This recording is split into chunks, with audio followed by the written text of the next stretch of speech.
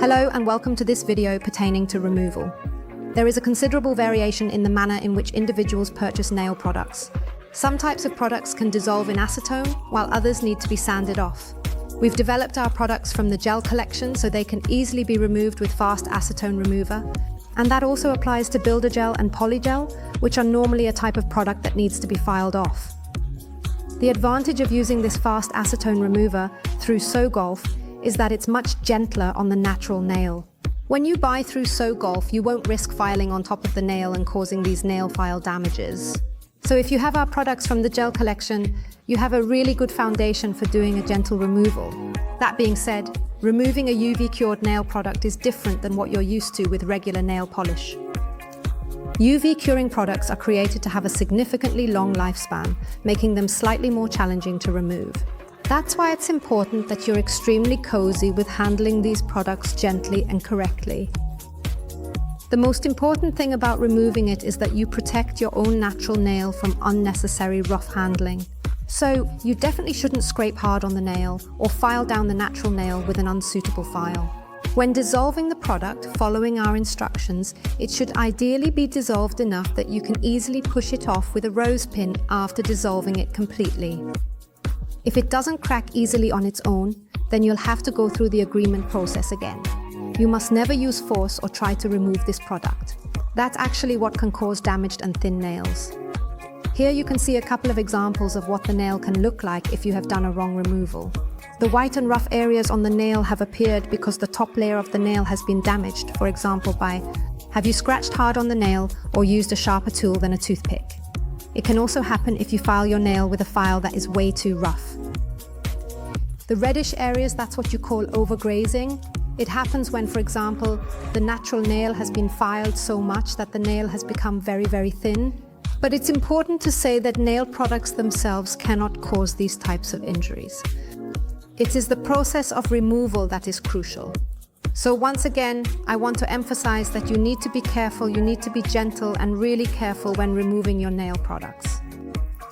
If you, for example, use hard gels like polygel or belt gel that are intended for fillings on us, then please don't remove them and instead make these fillings. In that case, you can avoid unnecessary removal. I hope I haven't scared you away with all this information about the incorrect removal process. At Negle Fiber, it's really important to us that you have a great experience. And of course, it requires that you know how to do it. And more importantly, how not to do it to take care of yourself and your nails.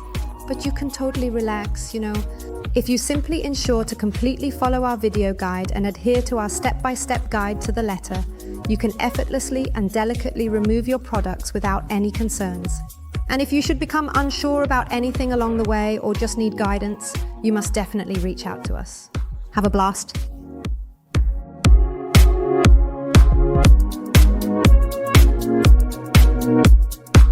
When we need to remove our soft gel press oven tipper, we have to file the top coat, the color, and so on. 50% off tip. You can do that with manual file, for example 100, 180 like I have, or electric nail file. We always suggest that if you possess it. I derive pleasure from utilizing a sanding roller bit on grid 100.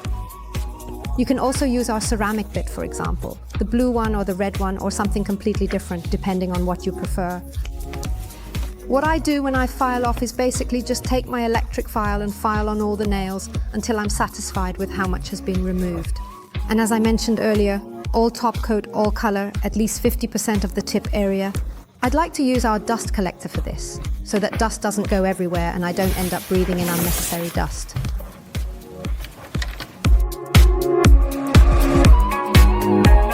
I have now obtained the top coat, including the color and all the necessary components, and filed it. A 50% discount has been applied to the tippers, and I am now able to proceed to the next step in the process. Once we have filed down our tips, it's time to remove our product with fast acetone remover and our So-Golf wraps. So-Golf wraps look like this. It's a little piece of foil with a little cloth in the middle where you apply your fast acetone remover. The process I follow involves taking my cloth and applying a generous amount of strong acetone remover to it, effectively removing any stubborn stains or residues. Certainly to the extent that it is practically oozing and dripping off of this particular piece of cloth. I place my fingers in the middle of the cloth, ensuring a tight closure by firmly pressing the fabric together with my hands. And I ensure that it fits tightly around the finger by pinching the end and squeezing it really tight in order to prevent the acetone from evaporating and ensure the effectiveness of the treatment is maximized. The more effectively it holds, the smaller the likelihood that acetone will have of seeping out from it. So I'll just do that on the remaining 4 fingers as well.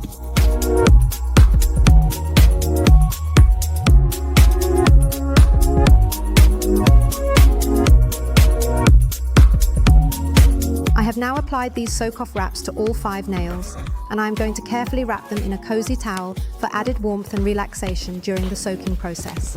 Sure, one that has been sitting on a radiator for about 5-10 minutes beforehand, and the towel ensures that the heat helps the acetone work even better on the product, but also in a way that makes it even harder for it to evaporate. Here I let my hand sit for about 10 mins.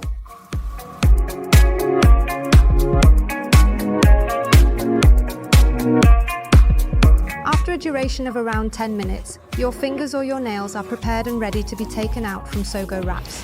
Therefore, what we do is simply take our hands out of the cozy towel, and then we proceed to remove these Sogo wraps one by one, ensuring a careful and meticulous process.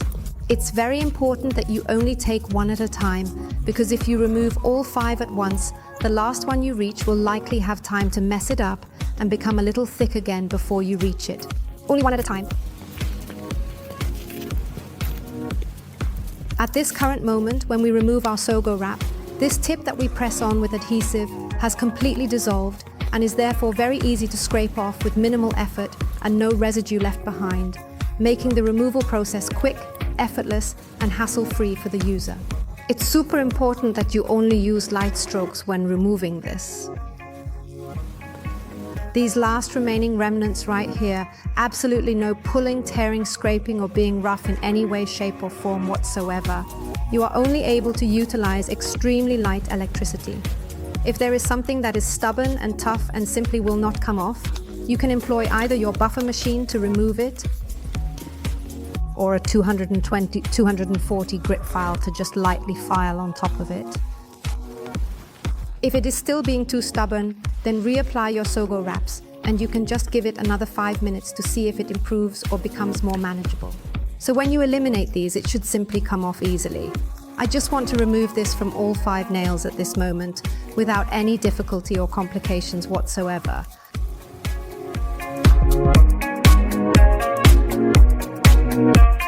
I have now scraped off all the dissolved product and can proceed to the next step, where we just need to remove the final remnants.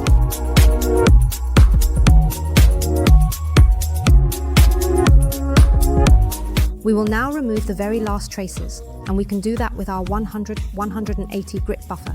We can also use our 220-240 nail file if it needs to fit some slightly larger pieces.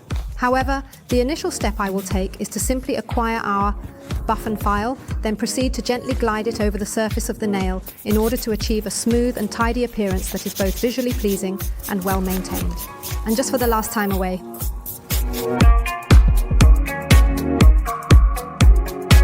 Let me go wash my hands and get to the final step where we can put some oil on.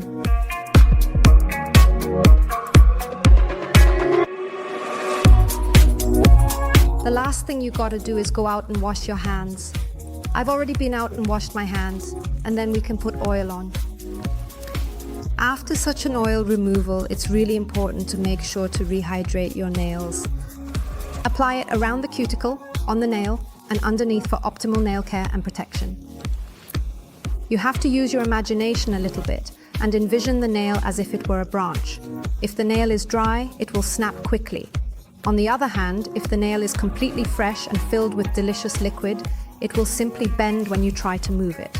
So, there are a large quantity of oil, particularly after removal, and also a truly excellent and wealthy hand cream, so you can provide your skin with some additional good moisture as well, thereby enhancing its hydration.